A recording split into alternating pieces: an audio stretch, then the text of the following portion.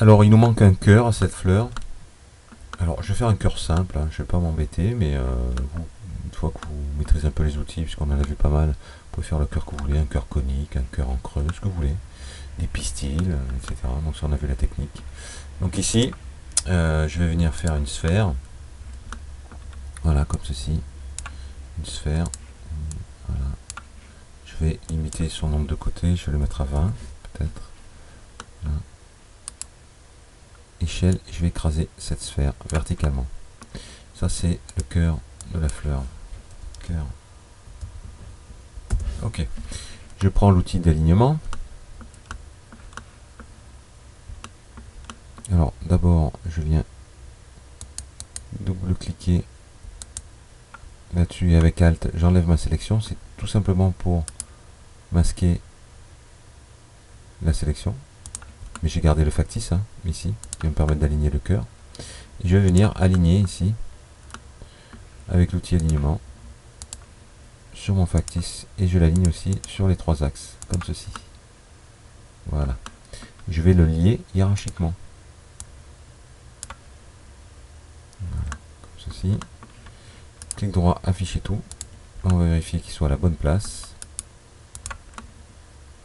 Alors logiquement, lui, il doit subir l'échelle puisqu'il est lié directement à un objet qui est modifié au niveau de l'échelle.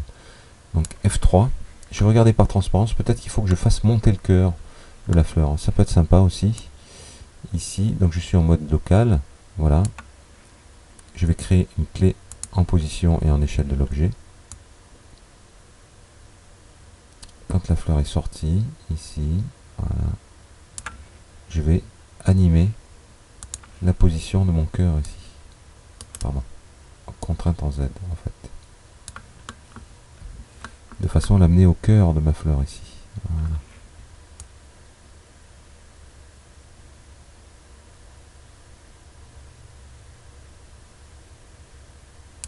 On va monter encore un petit peu. Voilà. Il ne devrait pas se trouver si près en fait. On va descendre un peu ici. Je vais enlever cette clé. Voilà.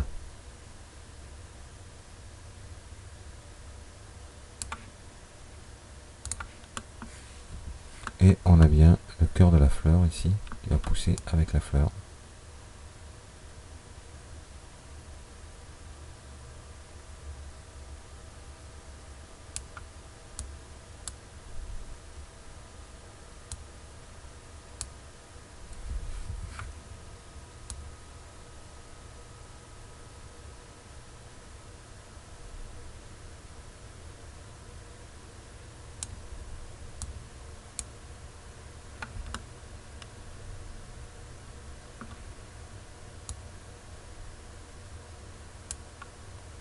On va faire sortir plus tard. Voilà. Non. Voilà. Ok. Donc voilà pour le cœur de la fleur. Voilà ce que je vous demanderai comme exercice pour le premier semestre. C'est la modélisation totale et l'animation totale de la fleur. Qu'elle soit prête pour l'étape suivante, semestre 4. Et qu'elle soit aussi originale. Alors je vous conseille aussi fortement d'en faire 2 ou 3 différentes qui pousseront un peu sur la tige que nous ferons par la suite. Alors le dernier tuto, enfin c'est pas un tuto, je vous montrerai un peu l'étape finale de tout ça. Voilà, merci d'avoir suivi cette formation.